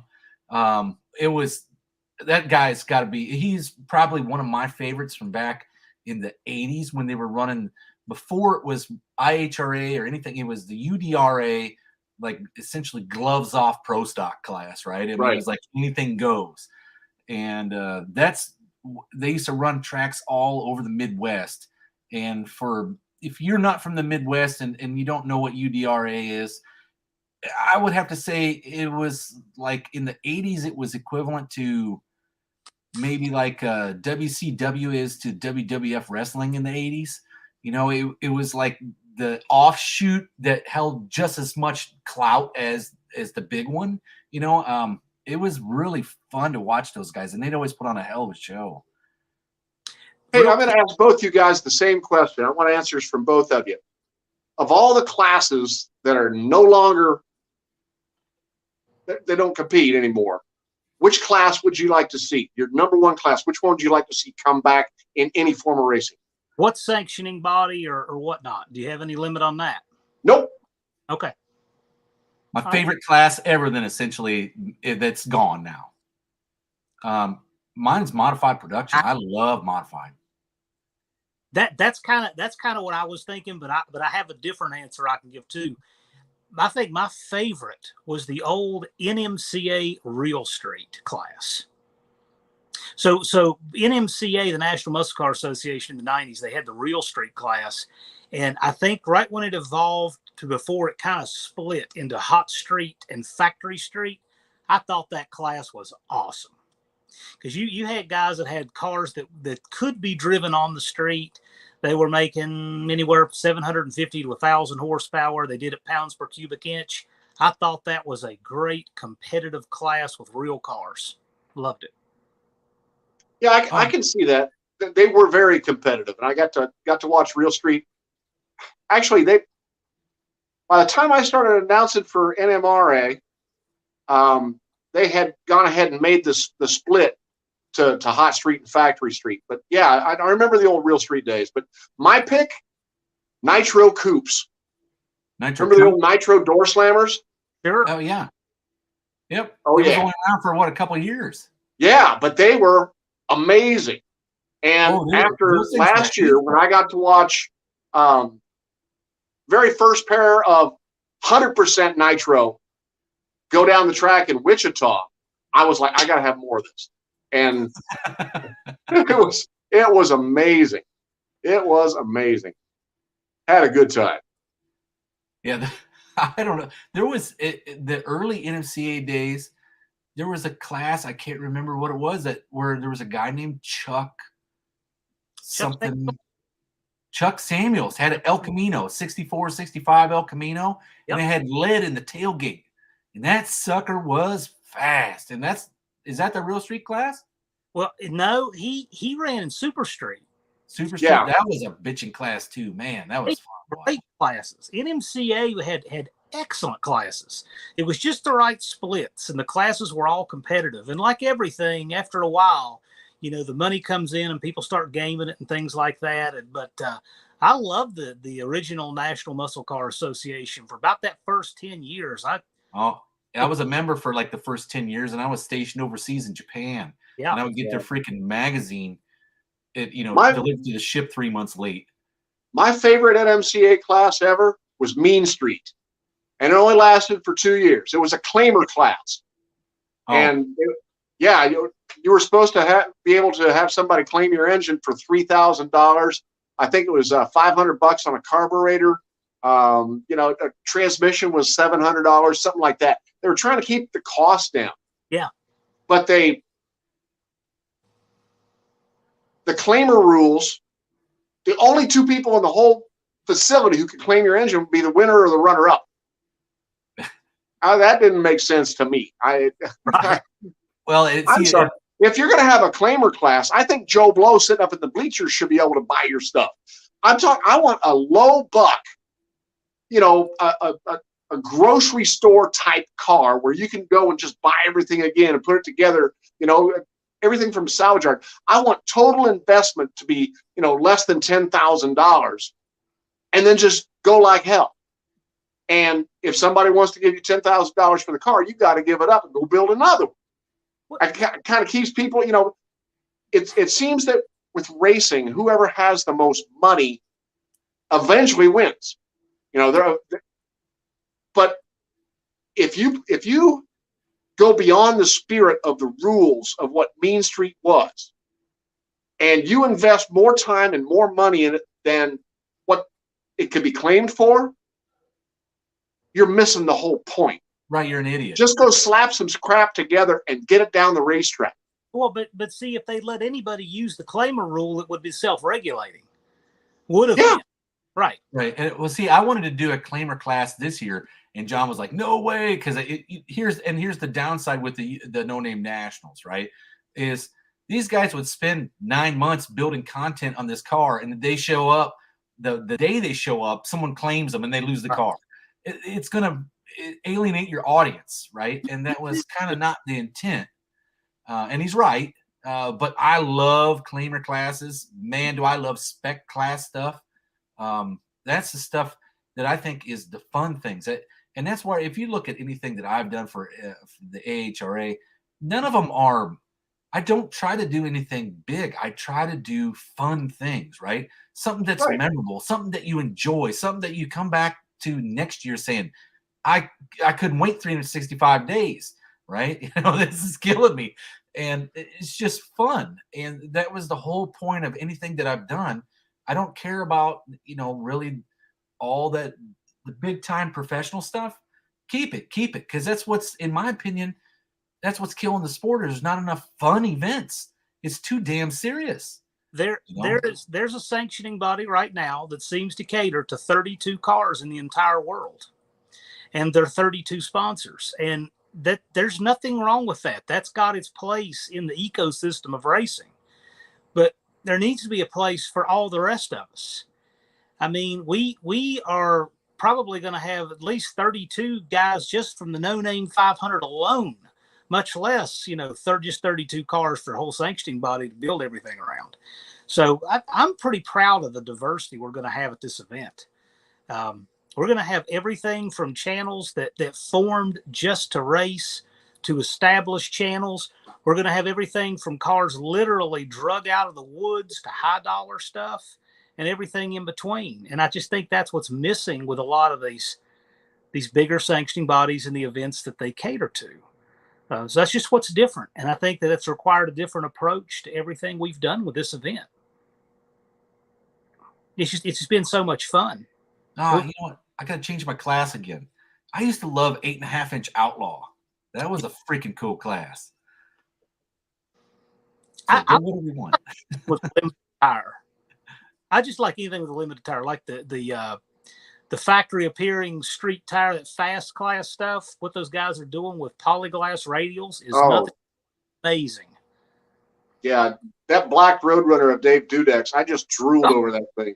Oh man, and the sad part is that when that thing came out, then Buicks were running away with it. Now they can't even be competitive, and it's because everybody finally got the other high horsepower stuff figured out. Right? It was torque that made the game, but now it's like you got to have torque and the big horsepower. So there's a 68 or 69 Corvette that is just stomping the class now. Yeah. Yep. And it's, who would have thought that they could have got the independent rear suspension on that thing to hold up and put down that kind of power on polyglasses, and they just go. I don't know how they just don't knock the tires right off of them. But what's that? I just don't know how they don't knock the tires right off of them. I mean, it's like those things were donut machines from the get-go, right? Do you think they dope the tires? Oh, I'm sure they got to do something. That's what I would be doing. I can't imagine what chemical consistency those tires are, but I'm sure it's not what they. Oh, I know exactly what it is. They just go buy a 55-gallon drum of traction compound. They cut the top off. They throw the tire in it for 6 months, and they bolt it on the car. Well, I know that Dudek has said that he likes them when the tread is about gone, which makes sense because as you lose tread, you gain contact patch because the tread blocks aren't perfectly vertical and parallel. So as they wear, you get more surface on the ground. But that tire also goes through a lot of heating cycles to get rid of that. It gets harder. Yeah, so but that's not how they're doing it. They take it and sand it off. Yeah, it has to be. It has to be something like that. John, to add to your point, the tire with less tread on it. Now, I was a tire specialist for many, many years. You know how they shave them for racing purposes, and they don't generate the heat. They actually use a rasp that takes these off without heating the tires up. Right. They do that to reduce the thickness of the tread to avoid tread squirm. Because think about it, the deeper the tread is, the more it'll want to move around without actually planting to the ground. It'll squirm, and that it's the same for lateral as it is inline traction. So yeah, anytime you can get rid of that tread squirm, it's going to help you plant the tires, especially after what Dallas said. The heat cycles that it goes through, man.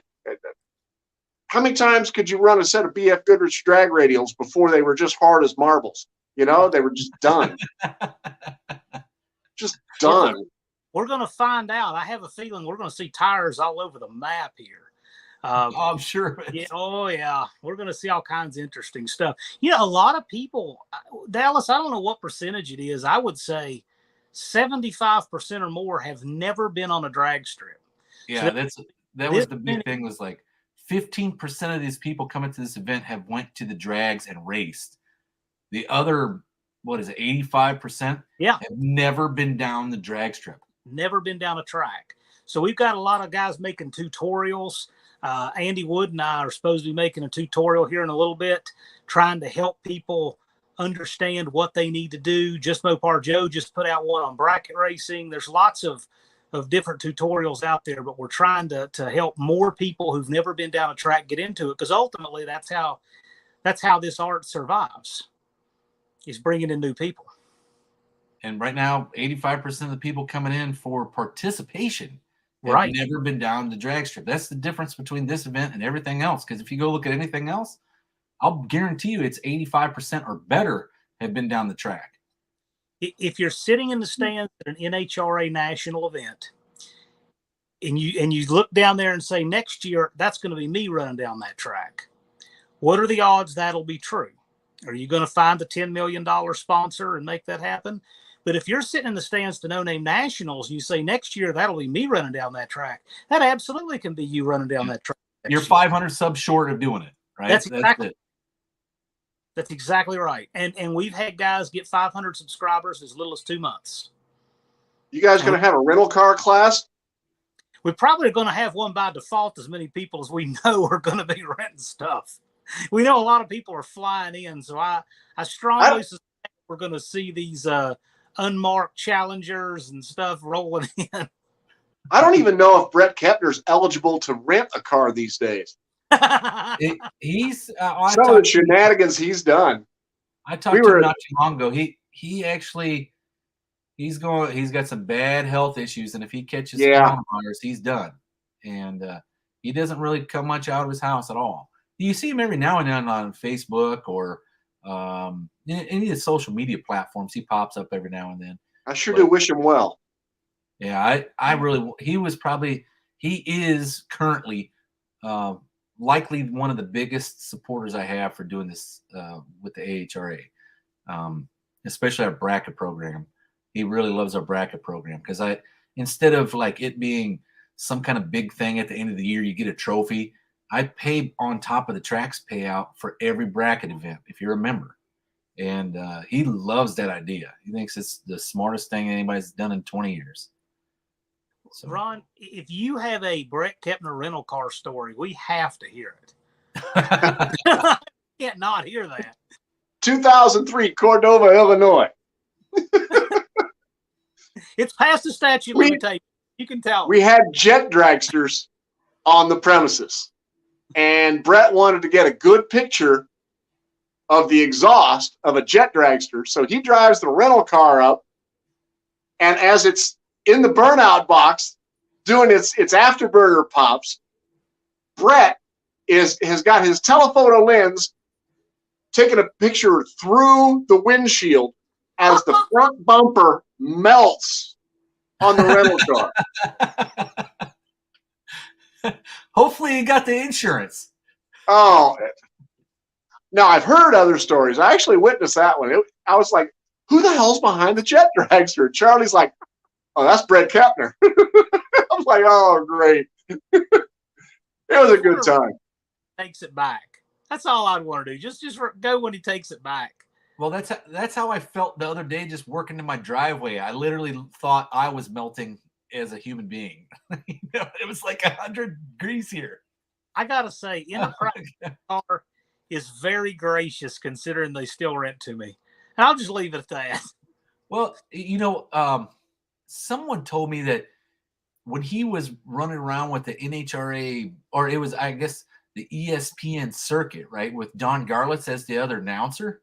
And every time there was an event, Brett would go rent a rental car and then race at some local track before that big event, whatever he was there for. And I heard that Garlitz would be the guy waiting at the gate in the morning for Kepner to pull in. And he would ask him, hey, did you take the rental car to the track? And I mean, like, Garlitz, he was racing for however long, 60 years or whatever. He was like a fiend waiting for Kepner to pull in the gate to tell him about how he had cleaned everybody's clock up at, XYZ drag strip that night. And and Garlitz couldn't figure out how he was winning with all these rental cars. And I think maybe Garlitz didn't understand the idea behind bracket racing because he's only done heads up, right? But I just think it's funny that you hear this stuff that he's waiting for Kepner to show up to talk to him about how he just cleaned everybody's clock at a track that he'd never been at before with a rental car, right? And I can totally picture it. I really can. And Brett, he's generally sauces everything up with his own Brett Kepner flair, right? So it had to be a good story, and now it's a great one. So yeah, he was one of my favorites to work with. I only got to work with him, I don't know, 2 or 3 times, but always a good time when he was in the tower with you. Yeah, he's so sharp. Are there any crazy Ron Ward stories that we might hear from elsewhere that you want to spin yourself ahead of them? Any you want to tell us? Did you ride the bull at Jeffers yet? No, not yet. Not yet. Oh, yeah. Somebody's going to remember. I don't know what it is about Cordova, but across the river in Iowa, there was a little place called Daisy Dukes. We were there for the race. And this was a BYOB establishment that had live adult entertainment. Okay? I walk in the door. I pay my $10 cover charge. I ordered a beer. I hadn't gotten my beer yet. This tornado sirens go off. Bouncer's like, everybody got to go now. What? I mean, I paid a $10 cover charge. I've been here 30 seconds. I just got a beer. I said, can I get my cover charge back? Nope. Now, wait a minute. And I got sideways with this bouncer. Big dude. I mean, like 6'6", 300 pounds. Charlie Harmon's got a hold of my arm. Come on, Ronnie. Come on. You got to go. I'm like, no, I want my $10. Charlie's like, and of course, Charlie's pretty smooth, all right? He looks at the big guy and says, hey, man, can we get a couple of free passes for tomorrow night? Well, sure. Okay, so he hands us that, and out we go. And sure enough, we walk outside, there's a tornado. It was crazy. The sky was green. Oh, yeah. Yeah. Cordova is, well, I'm not so much Cordova, but right there at exit 1 in Illinois where you turn to go to Cordova, there is my favorite truck stop, food stop place right there called Brothers Restaurant. And, oh, my gosh, that's the place that has the chicken fried steak as big as the plate kind of stuff, right? And it's right there at exit 1. It's like the first thing. And you're probably 5 miles from Cordova or so, but I'll stop there every time to eat at Brothers when I go through there. Now, I noticed Ruben from Muscle City Madness had a good question for Ron, and that is, are you bringing your Roadrunner? Say that again? Are you bringing your Roadrunner? No, I am not. It's currently coming apart so that I can put it back together. I've had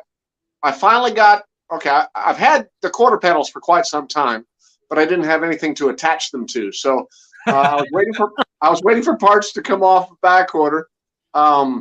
I got both outer wheel houses, both rocker panels, trunk floor, trunk extensions, taillight panel, rear cross member, fuel tank braces, all of that.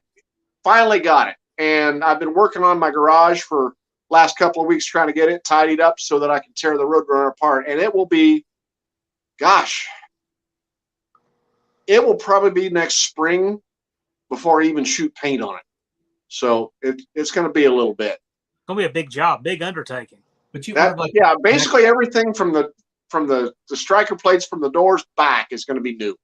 yeah, you ordered everything like a whole B body back half in a box. Everything but the deck lid. Yep. For you guys who aren't familiar, like I said, the talent that we want to recruit for the No Name Nationals, they have to be folks of our own ranks and real car people and people who get it. And so if you watch a video, I believe it was last year in Uncle Tony's garage, your Roadrunner was featured. And it's extremely rusty, and he embraces the Ratty muscle just like the rest of us do. But I thought I'd ask about it because I love the car. I think it's super cool. I have one that's trying to rival it in the rust department, but doesn't look nearly as good sitting out back right now. Yeah, last time I took it out and actually raced it, we went to Harrington, Kansas. It's just south of Salina. I don't know if you guys know where Salina is. It's about an hour north of Wichita. Went out there and they closed down the airport. Harrington had an airport where they used to fly in the B-52s, and not the rock group, but the airplanes. And it's got a huge runway, right? So they shut the thing down and open it up twice a year, once in the spring and once in the fall, for arm drop drags. And there's no timer, there's no tech. If you leak on the track, you're done. Go, right? And it's a lot of fun. It's just less than 1/8 of a mile that they have it set up for. They didn't want any huge speeds. But we've had everything from, wheel standing Volkswagen Bugs to front engine dragsters, no motorcycles, all cars and trucks. We've had some really high horsepower rat rods with supercharged diesel engines and turbocharged diesel engines. Lots of old vintage muscle cars, stuff like that. But that has been a great event. The local car club there in Harrington puts it together. That's the throttle jockeys do that. And my buddy Curtis is the president of the club. He's the one that invited me out, and I want to go back again. That was so much fun. Cool. We're hoping that you'll have a lot of fun at our event. We sure are planning to have a lot of fun. Well, matter of fact, Chad Reynolds, it was brought up earlier. We were hoping it was Chad Reynolds announcing that. Chad Reynolds asked me and John specifically if we knew anybody that had a helicopter, because he wants to fly from Bowling Green into Sikeston to just be there for the burnout contest and the pit party on Friday night. So I don't think that's going to happen because I don't know anyone with a helicopter. But I just thought Bowling Green to Sikeston is what, 3 hours? I don't know. No, it's probably more like 4, maybe 5. Well, you drive a Buick though. Yeah, at the speed limit, because that's all she'll do, or it'll knock the main bearings out. The grass doesn't grow under Dallas when he drives. He gets on down the road. We made good time going to Jeffers. I did okay. That was in my Ford, though. I drive like an old man. If you want to find out how long it can possibly take to get somewhere, ride with me. You'll see Jed clamp it, in the truck going around, I'm slow, man. And you can measure my lights on the Christmas tree with a sundial. I mean, that's just the way it is, right? I like quick stuff, but I'm not inherently a fast driver. So you're doing the whole restoration on the Roadrunner. You're going to take out all the rust. I'm not going to do a complete restoration. Okay. I'm going to leave the old chrome, the old trim, that kind of stuff on it, because it's going to be a driver. If I make it too nice, I won't want to drive it. Actually, like better. Yeah, Big Rock 402 says it's 3 hours and 22 minutes from Bowling Green to Sikeston. What did I say, about 3 hours? Yeah, so you're right. Maybe me driving a Buick really hinders the whole thing. So, 3 hours and 22 minutes. It's 5 for me. No, I've gotten to the point where I love going on road trips in this car. Okay, it's so much more comfortable than my Honda Civic, if you know what I mean. And it gets decent mileage. I knocked down 16 miles to the gallon on the highway with this thing. Not So bad. I'm not afraid to take it out, other than, gas prices being $5 a gallon. Ooh, I know that feeling. But it was to the point where I couldn't put a suitcase in the trunk without road dirt and water and whatever else came up off the surface of the road getting in there. I just got tired. I want to have, Didn't I you want tell to me have the the quarter car panel you can usable see in the again. mirror? At this point, it's not usable. Well, you told me you can see the quarter panel on the mirror when you're going down the road. That's what you told me. You can see. Yeah. Oh yeah, like, it literally it sticking it flops like a chicken wing. out. Yeah, maybe it's just a hair rusty. I just want people to know that when we look for people to get involved with this event, they really are of our own ranks. I mean, we're going to have some cool ratty stuff there. You'll feel right at home. Oh, I'm looking forward to that. I want to see all the oddball, for lack of a better term, that Austin Griggs deemed the ratty muscle cars. I love them.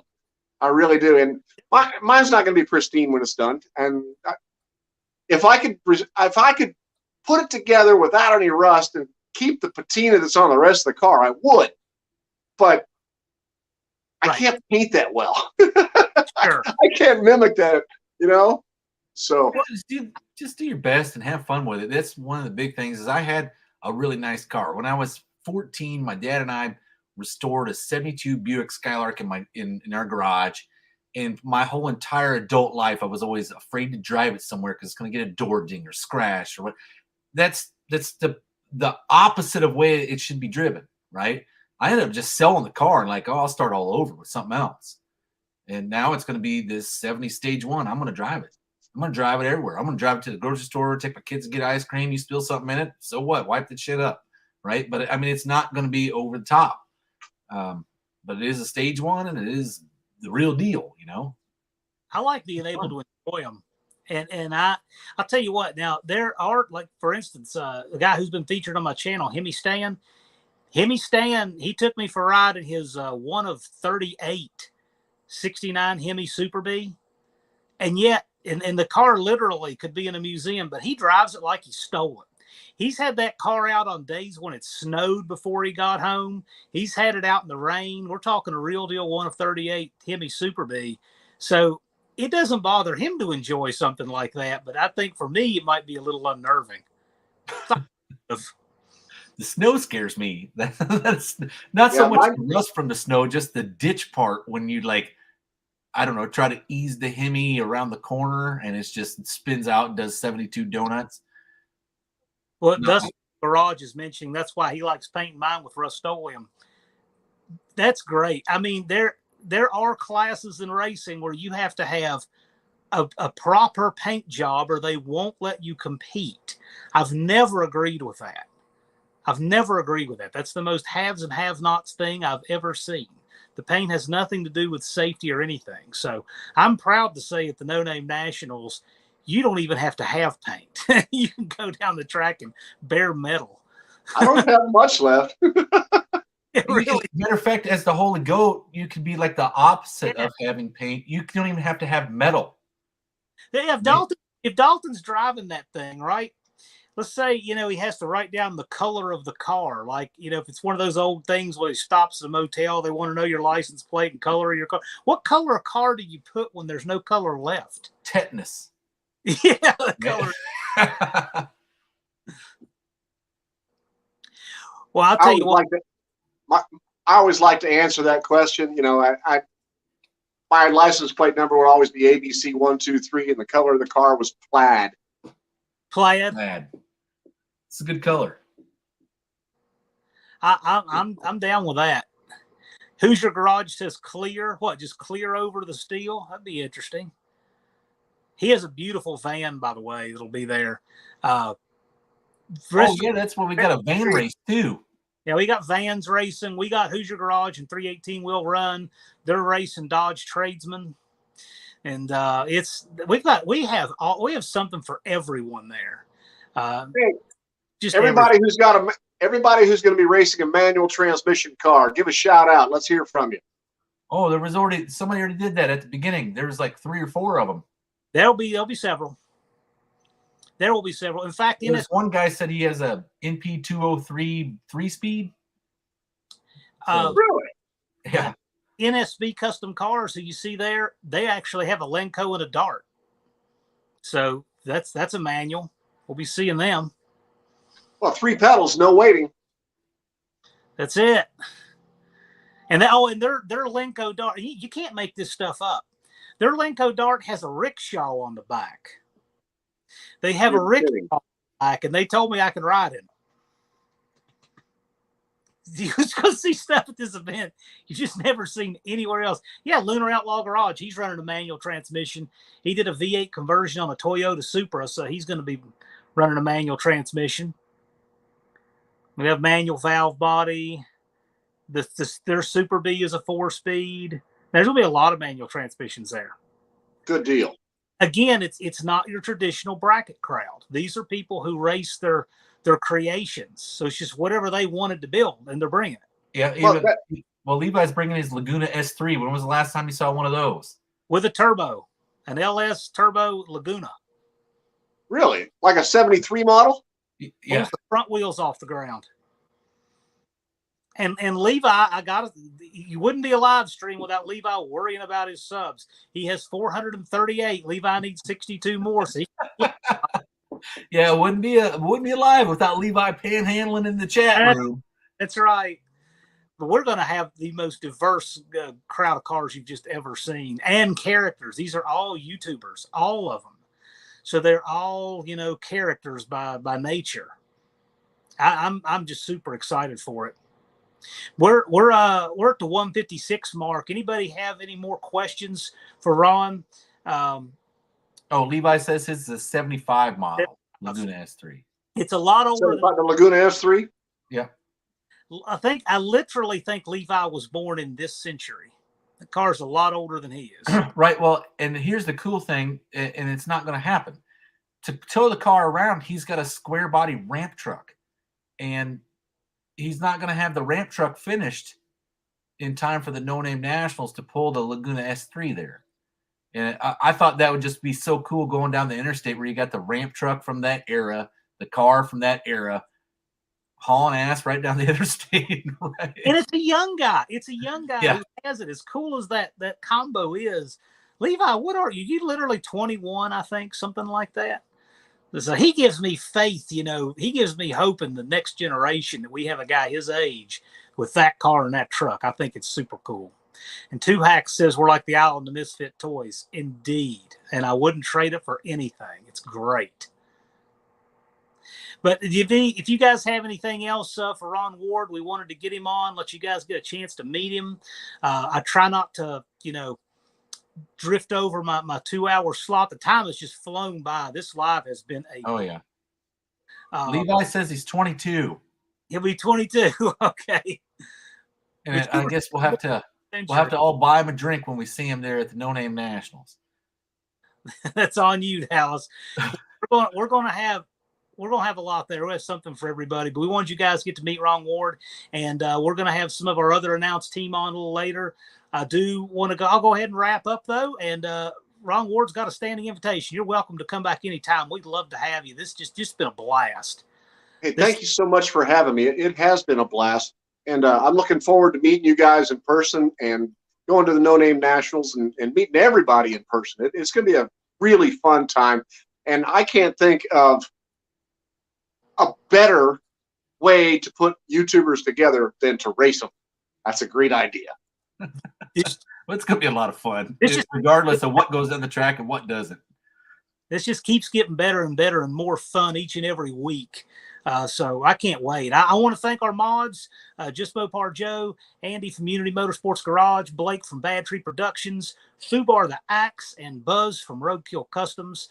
They help keep a nice, smooth running stream. Thank our guest, Ron Ward, and of course, Dallas. And Dallas, do you have anything you need to plug?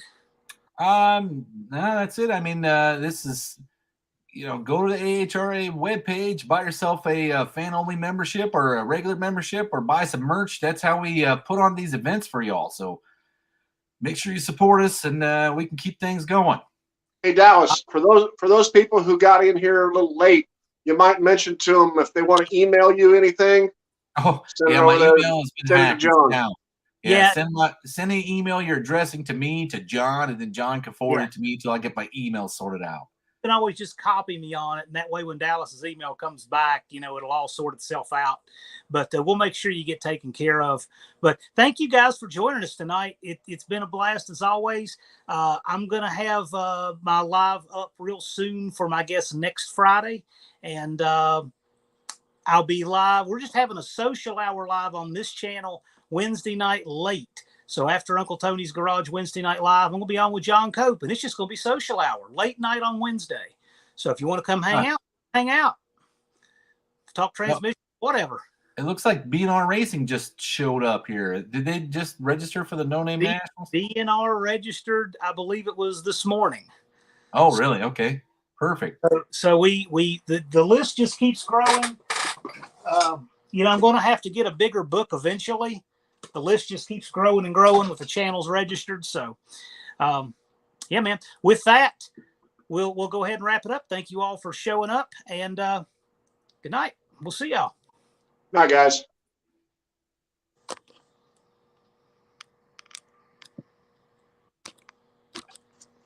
See you in 2 weeks. Yep. We'll be back live with Dallas.